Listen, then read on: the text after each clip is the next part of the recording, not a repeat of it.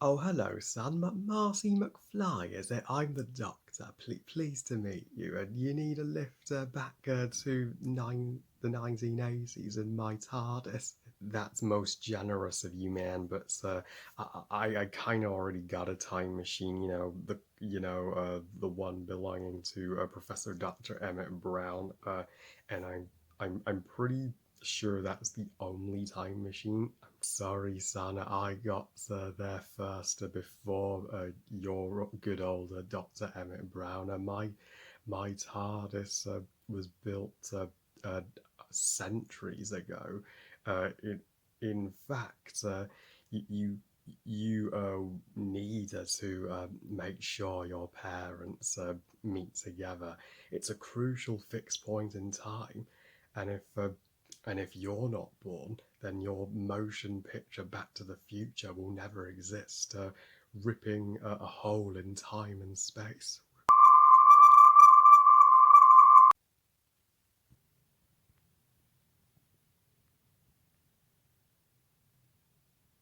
Back to the Future, directed by Robert Zemeckis, and is the first installment of the Back to the Future trilogy and the 1985 sci-fi slash time travel movie. So Back to the Future tells the story of AC's teenager Marcy McFly, played by Michael J. Fox, who meets up with this scientist, Dr. Emmett Brown, and he travels back in time to 30 years ago in the past, from the 80s to the 50s, where he finds himself trapped in the 50s, back in the days when his parents were teens and attending high school.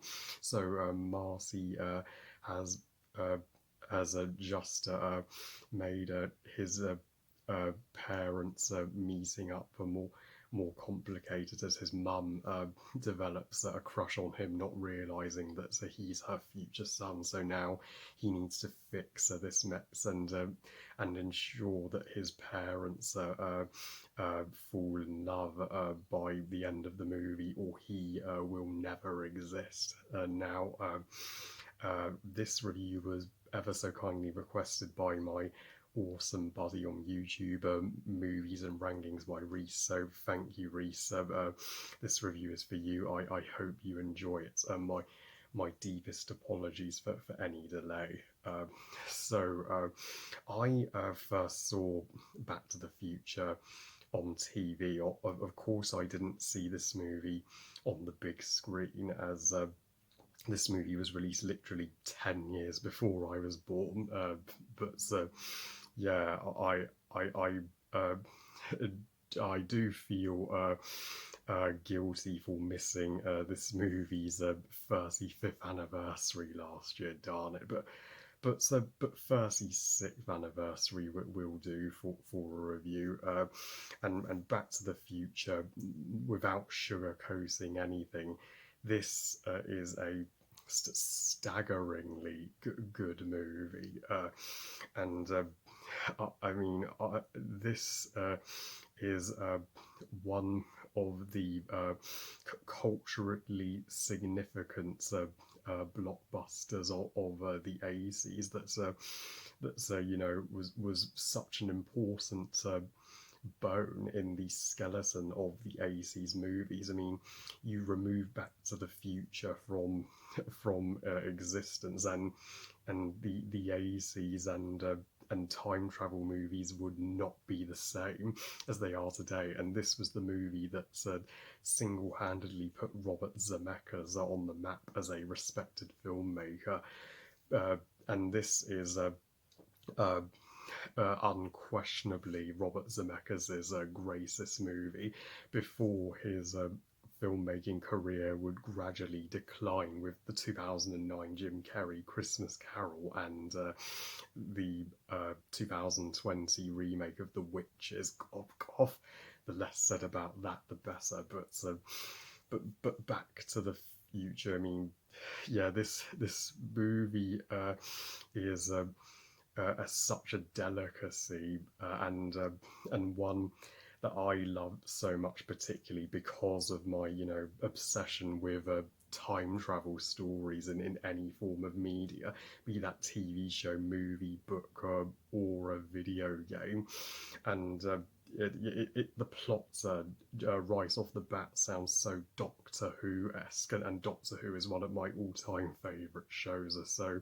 So I strongly latched on to the plot. So it's such a similar scenario that Marcy McFly goes through to the episodes where the Doctor travels to a fixed point in time, are like the fires of Pompeii and the waters of Mars. And although Marcy can make changes to his parents' childhood, and if he does, uh, then the consequences will be disastrous, because he won't be in the future. He will have never have been born if his parents never met, and that is such a that's a topic about time travel that fascinates me.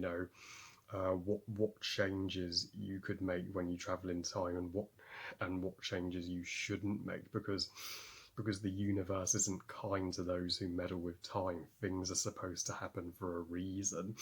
I mean, if your parents met, you would never be born, or if your parents were different, you would be an entirely different person. So this movie is such a awesome lesson to not want to meddle with the past and just leave things as they are, because things happen to work out for you in the long run. And this movie did, despite going through the production hell that it is, Robert Zemeckis pitched the idea for this movie back in 1980, yet principal photography never started until November 1984, just a year before the movie's release. So this movie was 5 years in the making, and also Disney turned down the project, and when Disney turned down something, that's not a good sign.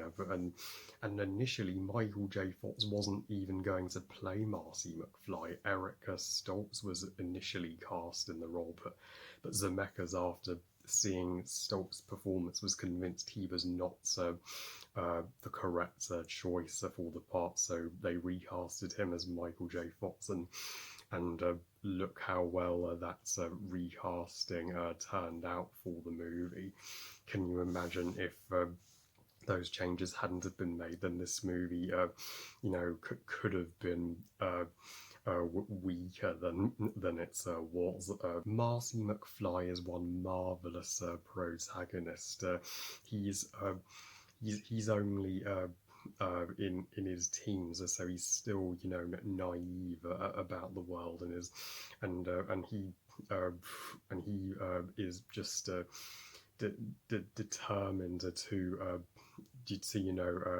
fix his mistake when he travelled back to the 50s, and though he is loving seeing his mum's personal life and childhood at the same time, and Marcy's mum and dad in teenage form. They are such a sincere and genuine teens, but they also like to break the rules every now and then, as Marcy's mum in the scene where he ends up in her bedroom knows that she's not allowed to bring boys home.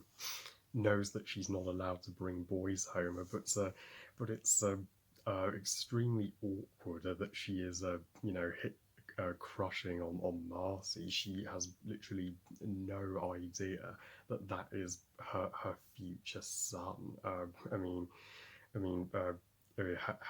Had she found out that later in life, that would be the most shocking revelation for her. Um, so so this scenario where Marcy is doing everything in his power to put his mum right off him and not wanting to break her heart, but to get his mum with his dad. It's leads to some of the most genius and flirtatious romantic comedy of the 80s. Dr. Emmett Brown, he is the definitive movie mad scientist. No other mad scientist movie character is as well known as him, and he's the he's the movie version of the Doctor from Doctor Who.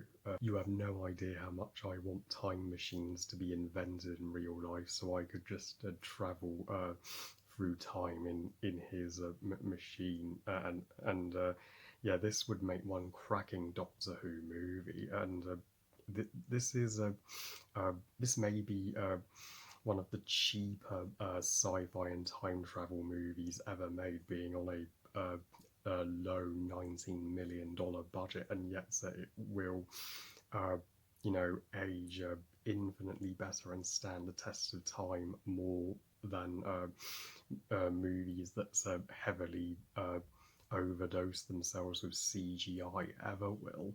Yeah, there is I think there's so little, if any, CGI involved with the production design of this movie. I mean, they had to design not just the 50s but the 80s, and they did an immaculate job of convincing you that you were in both time periods. Yeah, I personally enjoyed spending more time in the 50s in this movie, as that is where all of the action of the story really takes place, and Marty doesn't have all the time in the world to make sure his and Marty doesn't have all the time in the world to get his parents together. There is a time limit if he can't get them together by the school dance, where everything in the movie comes to a head, then all is lost. And he realised this when he sees the photo of his siblings beginning to fade, realizing that he's jeopardizing not only his existence but their existence too. And though it was fun for him to see his mum's siblings, his uncle as a baby, and the antagonist of this movie, the high school bully Biff. You know how much I always complain about high school bullies in any movie revolving around a high school, but Biff, he's a total brute. So yeah, not only is he, you know, uh, picking on Marcy, but but but yeah, he is. He attempts to steal Lorraine, Marcy's mum, away from Marcy's dad. So yeah, I mean, if Biff had succeeded in getting what he wanted, then he would have prevented the very birth of Marcy in the future without knowing. So unlike other high school bully antagonists, Biff heavily impacts the plots, and the soundtrack by Alan Sylvester is fabulous. Yeah, it's one of those movie scores from the 80s that's gives Back to the Future entirely its own identity, and you never miss it whenever it plays. So overall, Back to the Future is easily the best of the Back to the Future trilogy, putting parts 2 and 3 to shame, and is one of my top 10 favourite movies from the 80s, and deserves to be remembered for the rest of time. I give Back to the Future 5 stars out of 5. Best movie ever. Shame the 2 sequels could not keep up the monumentum of this movie. Well, I love you guys. Thank you for watching. I hope you guys enjoyed this review. And what are your thoughts on Back to the Future? And what's your favourite of the trilogy? Please comment and let me know. Please like this video and subscribe. Please follow on Twitter and on Instagram. And I'll see you all next time. And remember, movies are us. Bye, guys.